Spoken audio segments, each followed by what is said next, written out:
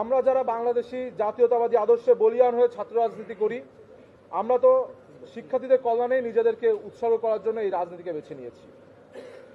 অথচ বিগত জুলাই আগস্টের গণ অভ্যুত্থানের পর থেকে একটি বিশেষ মহল রাজনৈতিক ফায়দা হাসিলের উদ্দেশ্যে আমাদেরকে আপনাদের সামনে নানান নেতিবাচক উপায়ে উপস্থাপন করার অব্যাহত অপচেষ্টা চালিয়েছে।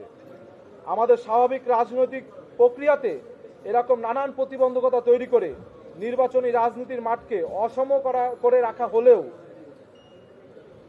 অভিভাবকতুল্য শিক্ষকদের বারংবার আশ্বাসে বিশ্বাস রেখে আমরা ডাকসু নির্বাচনের বিষয়ে সর্বোচ্চ আন্তরিকতা দেখিয়ে সার্বিক সহযোগিতা বজায় রেখেছি। তাফসিল ঘোষণার পরেও নানান অনিয়ম পরিলক্ষিত হয়, আমরা যথানিয়মে তাদের নিকট সকল অভিযোগ জানিয়ে সমাধান চেয়েছি, কিন্তু একটি অনিয়মেরও কোনো সমাধান না দিয়ে আমাদের শিক্ষকেরা সেই বিশ্বাসের মর্যাদা রাখতে পুরোপুরিভাবে ব্যর্থ হয়েছেন। তারপরেও পরম করুণাময়ের অশেষ মেহেরবানিতে এবং আপনাদের সকলের অকুণ্ঠ ভালোবাসায় আমরা সেই সব প্রতিবন্ধকতার বেড়াজাল ভেদ করে শিক্ষার্থীদের কল্যাণে কাজ করে যাচ্ছি এবং শিক্ষার্থীদের আস্থা অর্জনে আমাদের পথ চলা অব্যাহত রয়েছে।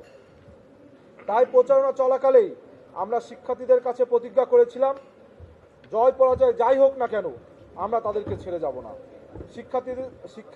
শিক্ষার্থীদেরকে দেওয়া সেই পবিত্র প্রতিজ্ঞা রক্ষার্থেই আমরা আজ এখানে সমবেত হয়েছি।